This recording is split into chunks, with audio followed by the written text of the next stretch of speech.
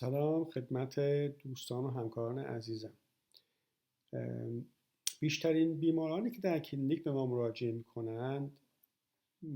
معمولا بیماران از نوع کمبود یا دیفیشنسی هستند و وقتی که با یک بیمار از نوع دیفیشنسی مواجه میشیم مجبوریم که خیلی سریع بین 4 فرم اصلی بیماران دچار دیفیشنسی یا دچار کمبود تشخیص افتراقی بدیم بر اساس نشانه‌های بالینی و این کاری است که ما مکرراً هر روز در کلینیک انجام میدیم. برای اینکه خیلی سریع یک مروری بکنیم این تشخیص این 4 نوع عمده در واقع کمبود رو، من اسلایدی رو بهتون نشون میدم که از روی این اسلاید میتونید این تحلیلتون رو، از روی این تحلیل نشان شناختیتون رو در واقع یک بار مرور بکنید در ذهنتون و مرتب بکنید. اگر به این اسلاید به دقت نگاه کنید، اینجا 4 نوع کمبود یانگ، یین، چی و خون بر اساس نشان شناسی از همدیگر در واقع تمیز داده شده. قبل از هر چیز ما باید بدونیم که بیماری که با نشانه های در واقع کمبود از نظر اصول تشخیص هشتگانه میاد پیشمون، در واقع بیماری هست که دچار خستگی است، دچار ضعف هست، دچار کمبود انرژی هست، دچار ضعف اراده هست، دچار کمبود انگیزه هست و همه این چیزهایی که نشانگر کمبود انرژی و توان و قوای در واقع بیمار رو نشون میدن، همه اینها در هر 4 فرم کمبود که در اینجا در این اسلاید میبینید دیده میشه. اگر چنین نشانه‌هایی رو ما نداشته باشیم، طبیعتاً نباید به کمبود اصلا فکر بکنیم، نباید به دیفیشنسی اصلا فکر بکنیم. اما وقتی که با بیماری مواجه شدیم که این نشانه‌ها رو داره، که غالباً در کلینیک ما، در کلینیک آکوپانکچر این اتفاق میفته و غالب بیمارانی که میان پیش ما این نشانه‌ها رو دارند، همیشه قدم دوم در تشخیص سریع این هست که به دنبال نشانه‌های سرما یا نشانه‌های گرما باشیم، نشانه‌های سردی یا نشانه‌های گرمی باشیم. اگر بیمار ما نشانه‌های سردی رو یا سرما رو داشته باشیم، مثل سردی اندام‌ها، مثل گریز از سرما، مثل بهبود نشانه‌ها با گرما، مثل رنگ پریدگی در چهره، در زبان، مثل نبض کند، اگر این نشانه ها رو ما داشته باشیم در بیمار ببینیم، طبیعتاً به اولین چیزی که به ذهن ما میاد اینه که بیمار ما دچار کمبود یانگ هستش. خب چون این بیماری که دچار کمبود یانگ هست میتونه کمبود در واقع انرژی، کمبود انگیزه داشته باشه، نشانه‌های سرما رو داشته باشه و با اندک فعالیت فیزیکی دچار تعریف بشه و نشانه‌های دیگر کمبود یانگ که بسته به اینکه مربوط با کدام ارگان باشه طبعاً فرق خواهد کرد. اما در حالت کلی ما اگه بخوایم سریع بررسی بکنیم، کمبود یانگ رو پیگیری میکنیم و بعد به ارگانهای متفاوت فکر میکنیم که اونو در مرحله بعدی توضیح خواهم داد. اما اگر نشانه های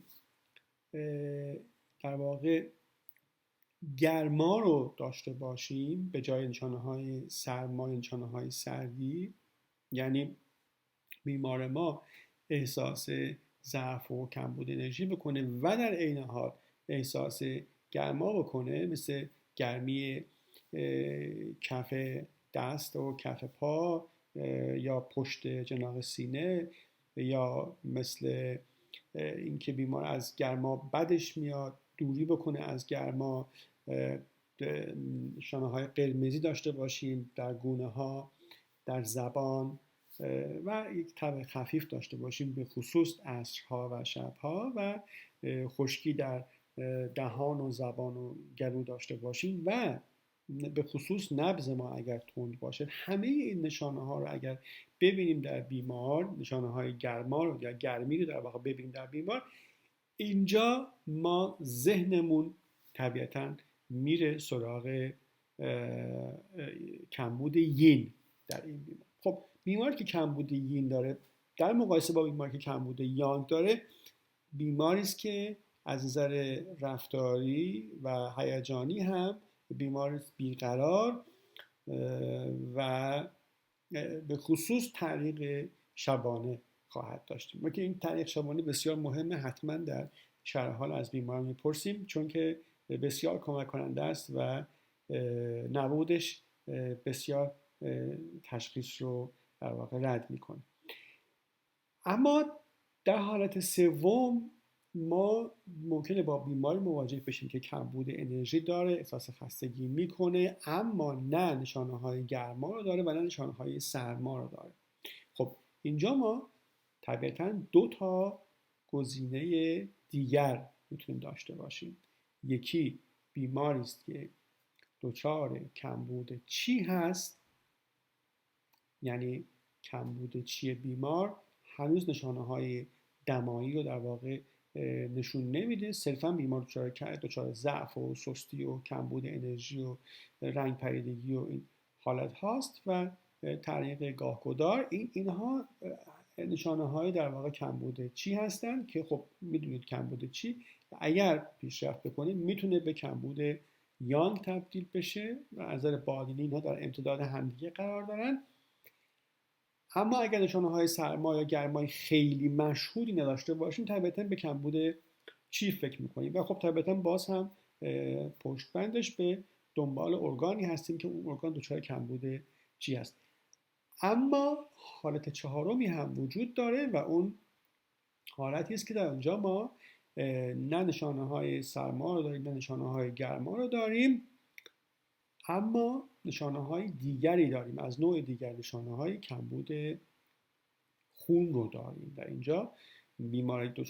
دچار کمبود خون یا بلاد دیفیشنسی هم میتواند احساس خستگی داشته باشه، احساس کمبود انرژی داشته باشه، احساس ضعف داشته باشه، اما این احساس ها، این نشانه ها همراه هستند در بیمار کمبود خون، همراه هستند با نشانه های مثل سرگیجه، مثل ضعف، اختلالات در حافظه و رنگ پریدگی شدید در این بیمار میتونیم داشته باشیم در صورت، لبها، زبان. و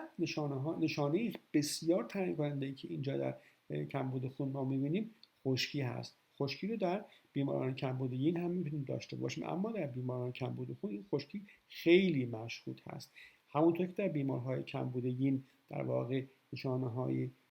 گرما خیلی مشهود هست، در بیمار دچار کمبود خون نشانه های خشکی خیلی مشهود هست. این خشکی میتونه در لبها، پوست و زبان باشه. از بیمار هم اگه بپرسید خشکی رو تایید میکنه و بپرسید که احساس خشکی میکنی در پوست، در موهات، اینا بیمار معمولا تایید میکنه. خشکی یکی از مهمترین نشانه هاست که ذهن ما رو به سمت کمبود خون میبره در تشخیص.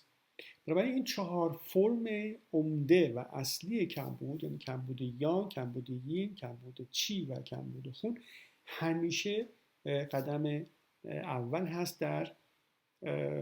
تشخیص و باید بتونیم که اینها رو سریع از همدیگه در واقع تشخیص افتراقی بدیم تا به قدم‌های بعدی تشخیص بپردازیم که در واقع